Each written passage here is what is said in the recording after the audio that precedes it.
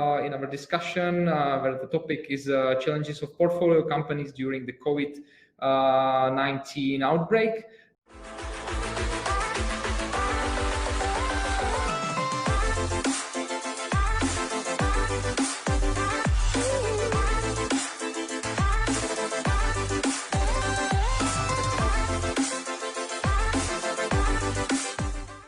My name is Hanush. I'm the moderator of this discussion. I'm a principal at Zero Gravity Capital, which is a venture capital fund in Slovakia doing seed investments. Investment director, Resource Partners, the focus fund.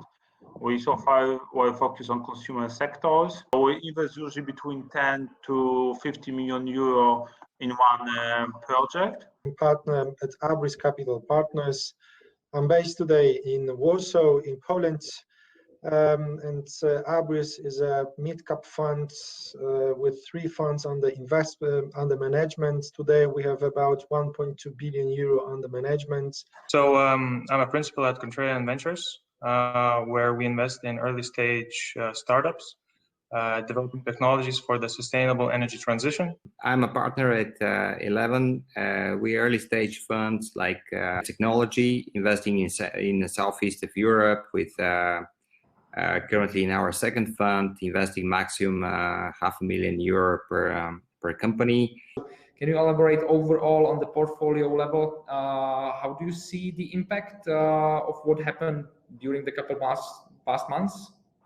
Our companies that are in health tech, especially in telehealth, telemedicine, they were extremely positively impacted, like the online groceries as well. On the other hand, we had companies that were Uber-like and related to the tourist industries that actually were very badly hit. And of course, we had companies that there was no impact at all, that are more on the B2B side, that provide core systems to companies. Initially, we were only focused on the cash flow and logistic chain disruption, of course, employee well-being and the general health situation of employees. And we try to understand where we are in the cash flow position, and companies and many people in the shift, you cannot actually go online. And we are investors as well in the production companies, so we try to split the shifts, limit the number of people in the factories. And during COVID, we focused first of all on the well-being of human resources, liquidity and supply chains, and we also introduced weekly monitoring from our portfolio companies. So it's a drop in business activity. So of course, a lot of companies were likely to miss their goals. Another one was supply chain disruption. Of course, lockdown in China. Any company that needs to source goods, materials, and components was impacted. And then, of course, you have the curtailment of international travel. So this usually affects sales process and marketing. So all of this enabled the companies to unlock hidden efficiencies that were not available before COVID, because what the pandemic did was put everyone in a virtual environment. And the whole sales process, the whole operational process was able to change because everyone was in the same boat. And have you seen any cross-company cooperation as well, or did you try to leverage the portfolios, your internal sharing knowledge and so on through the companies as well?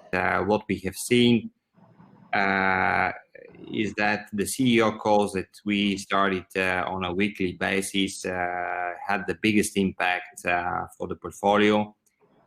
Because first, we have a very strong community, and in such dire times, it really helps everybody to realize that they're not alone. We had a few of portfolio cases where they've seen exponential explosive growth due to the circumstances, because this is mostly to do with the on-demand economy and services. There was a change in customer behavior and an acceleration of the need for these services. And the companies that were in this segment have started to receive interest for an earlier trade sale or a buyout. Our perspective as a PE fund was the best advice was to very closely monitoring the cash flow honestly speaking, because in such situation the disruption came pretty fast. Are there any cases where you needed to raise more money? Or generally, we did not provide equity to any of our portfolio companies. So our companies were not heavily leveraged. On average, if we look on our portfolio, this is below 2 times EBITDA. So this helped us really a lot. The advice which we were giving to the management was simple: to act fast, not to wait too long to make a decision. We don't have a specific plan for all the companies. I mean, they're pretty independent, and they already have designed their own plans and redrafted their business planning for the rest of the year, and including the first half of next year. The only probably a major challenge is related to fundraising whenever this is needed, because now the environment, as everybody knows, is much more challenging. As a fund, we are actually fundraising for the second fund. In the short term, it has impacted us with a slight delay. But I think it's quite fair to say that fundraising today is very difficult, no doubt. But I haven't seen much GPs fundraising now. Simply, if LPs are looking more on liquidity one way than to the GPs. So for sure, if someone still is a cash rich, I mean the funds, they are in a very privileged position now. Of companies which improve their market position or profitability or business size due to COVID, and they just need money to go further, and investors are in the first stance focus on those companies. And there's so many of such businesses that for I would say more traditional one, we need to wait in longer queue. So could you elaborate about the valuation of the companies? See companies in the ecosystem that were very badly hit, and I'm not sure, because everybody is hoping that things will get back to normal this autumn, early next year. I'm not quite sure that in specific industries things will get back to the normal that we knew. I mean, there'll be some modification.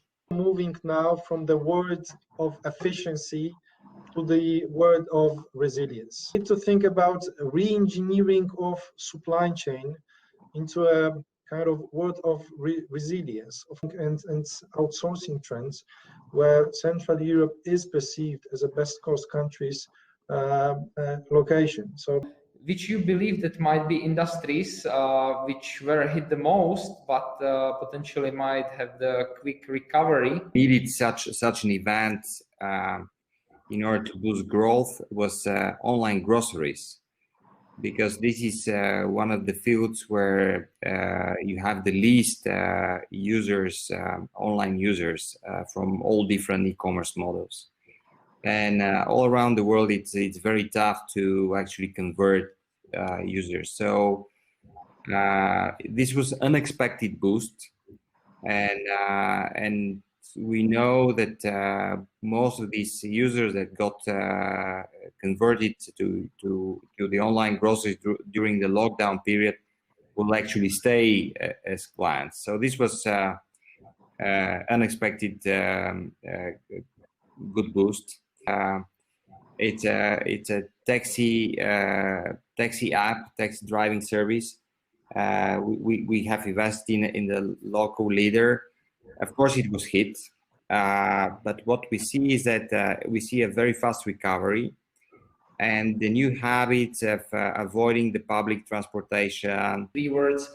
What are the 3 key topics you would focus on towards your companies or any other company currently as an advice how to sustain the crisis? Hey, invest in resilience, conservative use of leverage, technology to augment workforce, and the last point I would say, business continuity plan, which I would add probably adaptability, which is kind of synonymous to flexibility and resilience. If something with much less resources than before the crisis.